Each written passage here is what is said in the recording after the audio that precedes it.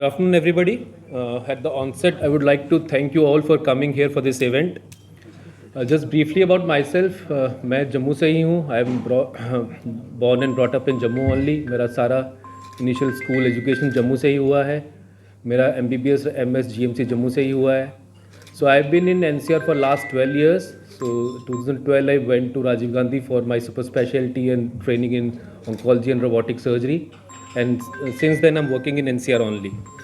So briefly about my team at Paras. At Paras Hospital, Gurgaon, my team and we provide a comprehensive cancer care treatment for all the patients of cancer.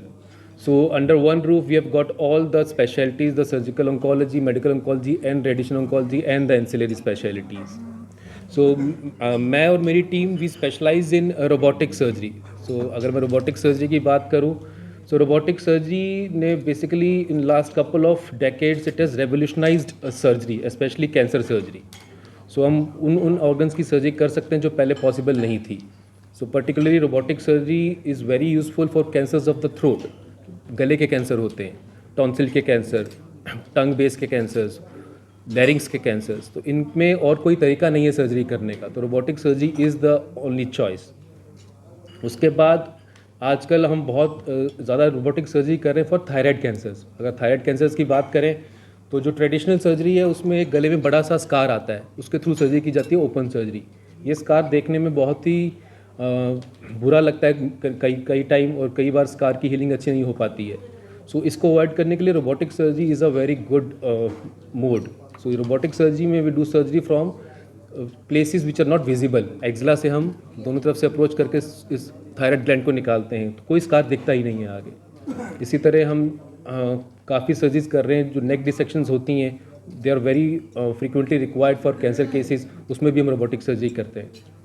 इसके अलावा अगर बात करें तो food pipe cancers, this is one cancer which we do a lot, और जिसमें robotic surgery का बहुत ज़्यादा रोल है. अगर हम ट्रेडिशनल सर्जरी करें तो हम चेस्ट में एक बहुत बड़ा चीरा देना पड़ता है, पेट में बहुत बड़ा चीरा देना पड़ता है, और फिर गले में भी एक चीरा लगता है. तो ये 6-8 घंटे की सर्जरी होती है. इसको हम रोबोटिक सर्जरी से बिना किसी चीरे से स्मॉल की holes in the chest and abdomen हम इस सर्जरी को करते हैं, और एक स्मॉल सा इंसिजन आपके गले में आता है जहाँ से हम ट्यूमर को निकाल के वहीं पे नया जोड़ लगाते हैं. इसी तरह लंग कैंसर में भी रोबोटिक सर्जरी का बहुत बड़ा रोल है. कमिंग टू GI कैंसर्स, इसमें भी रोबोटिक सर्जरी का यूज़ जो है that is increasing daily. We do lot of robotic surgeries for colorectal cancers, pancreatic cancers and stomach cancers. Then for kidney cancers, kidney में अगर tumour हो, kidney को बचाना हो, रोबोटिक सर्जरी बहुत ज़्यादा यूज़फुल है. इसके अलावा uterine cancers, early ovary cancer, इन सब में रोबोटिक सर्जरी का रोल अब धीरे धीरे बढ़ता जा रहा है. इसके अलावा my team is doing all conventional surgeries like cytoreductive surgery and हाईपेक. इसके अलावा bone tumours and soft tissue tumours, everything is treated under one roof.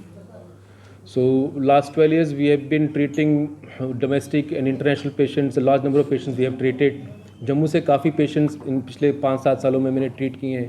कुछ पेशेंट्स आज यहाँ मौजूद भी हैं. तो इसके बाद वो थोड़ा सा अपना भी एक्सपीरियंस शेयर करेंगे आपके साथ कि रोबोटिक सर्जरी से कैसे उनको बेनिफिट मिला है. So that is all from my side and I am open to all any questions which are there.